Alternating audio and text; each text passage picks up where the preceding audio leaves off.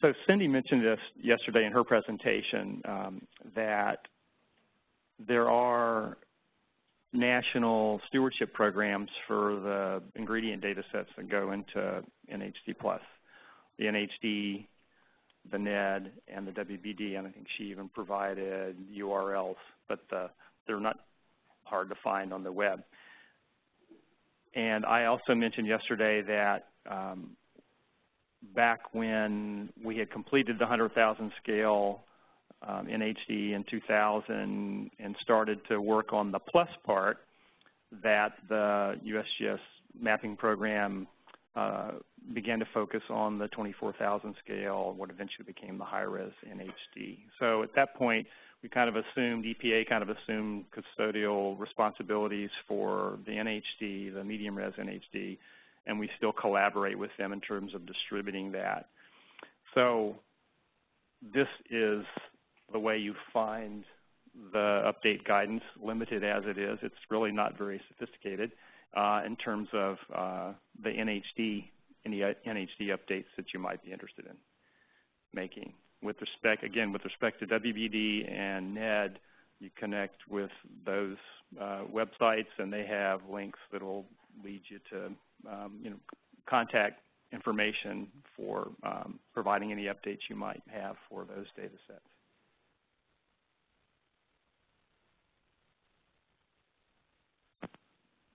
Okay, let's just talk for a little bit about what's coming data-wise with medium-res NHD+.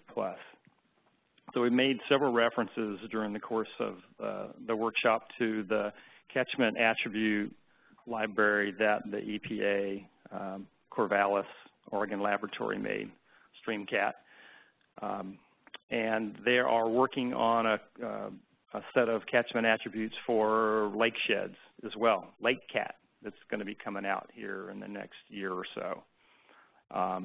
We also are working on NHD+ for priority waters, which is a limited part of Alaska, but the first NHD+ production that we'll be doing in Alaska, we're coordinating with Al and Ellen Finelli on their interest in doing a high-res pilot up there as well. So that's going to happen in 2016 and 2017. Rich Moore, who's been up here presenting on and off during the course of the last day or so, is our point person on improved time of travel estimates, which we expect to release later this year. And there are a collection of flow estimate, different types of flow estimates that are being developed. The 7Q10 is a so-called environmental flow. It's an interpretive flow that's used for discharge permits and TMDLs and things like that. We're working with the USGS water program to evaluate different techniques for estimating 7Q10. And so far the price tag is large enough that we are not certain we're going to do a national production effort, but I have a feeling that over the course of time we'll be able to do that. At this point, we're just looking at methods.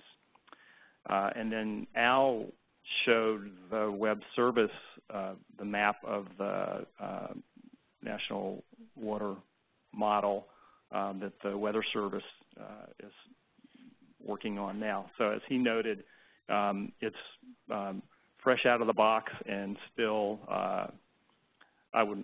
what's the right word? It's not a prototype, it's a pilot.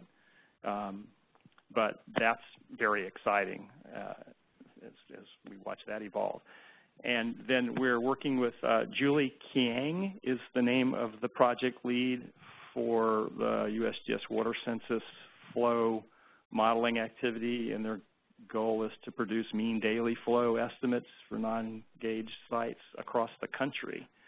And that's in a pilot phase right now as well. So we refreshed medium res between version 1 and 2. It was a six-year time gap. And it was driven by, largely driven by interest in the USGS water community, their water quality modeling program, the Sparrow based on the Sparrow model.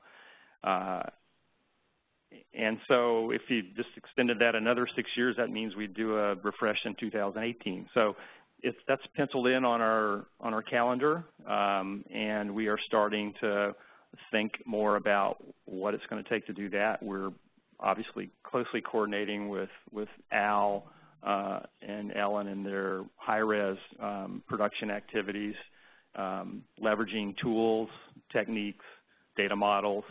So if you build applications against medium res, you could drop high res in when it's available. So that's coming up as well.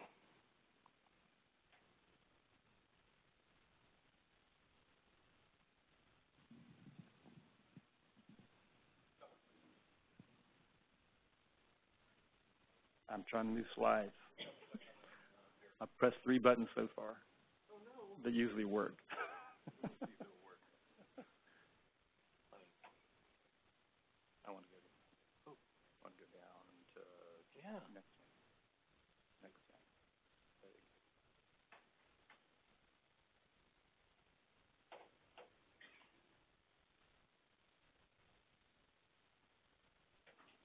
I don't know why it's not changing. Huh. Okay. Try to share this here.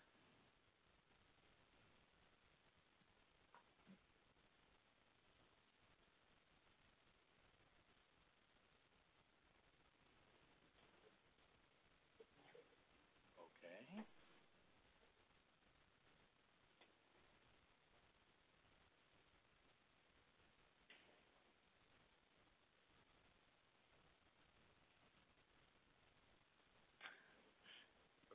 I can just go without recording.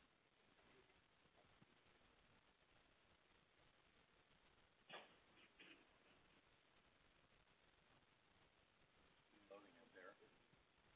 I don't know why the PowerPoint isn't showing. I can share this screen. Give me just a second here. Okay. It's not extended. There we go. There we go. Now you'll see that. You can just go ahead and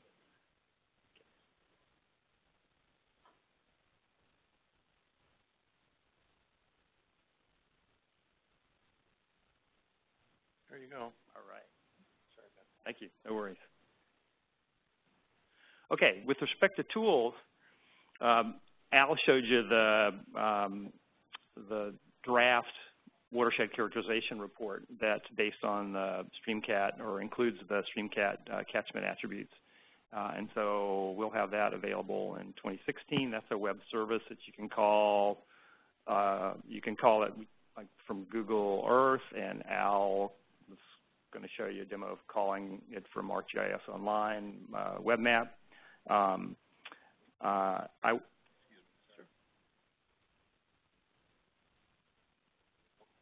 go ahead and keep talking. Okay. Yeah. Oh, sorry. That's all right. That's all right. So, Al, your web indexing tool, if I recall correctly, that would work on medium res and high res. Yes. Okay. So this is tool development work being done by folks at USGS that will provide you a web-based capability to link your information to medium res and to high res. And then Al also talked some about the network linked index, data index. That's very new, and it's not fully developed yet. And we are actively engaged with USGS in working on that. He provided the concepts this morning, but that's a high priority for us, and it involves very likely the development of new and improved, certainly improved performance for some of the upstream, downstream services you saw. When you try to do large areas, it can be a real snoozer, and we need to do better than that. So that's an activity we'll be pursuing tool-wise. And then I think just what we saw today in terms of not really knowing when the web's going to behave and not behave or support services. With respect to desktops, Cindy had mentioned that we were looking at other ways to make the installation simpler for some of the tools we have now, and I think as add-ins is the way we might do that. And I know Curtis was talking to Cindy about simpler versions of SQL, I think, that may not require installation issues or impose installation issues for our desktop tool. So that's what's going on tool-wise. And I showed this yesterday morning, but it's really our goal to try to make the data and the tools more available. So pushing ourselves down the right-hand side of this pyramid where we can reach folks with, web interfaces to the data and capabilities. So my last slide, I put this together in, I guess, 4 years ago, 3.5 years ago. And trying to lay out for folks where we had been and where we are and where we're headed. And it lines up pretty well, I think, with the activities that are underway with high-res. And I'm going to stop here and let Al pick up the discussion. And while he's coming up, I'm happy to take any questions you might have. Yes. Oh, wait. What's the relationship between NHDPlus and Streamstats? They seem to have some similar goals. So Al's a longtime member, former member of the Streamstats team, and he's been on an NHDPlus team as well. So I'll just refer to him on that. Thanks.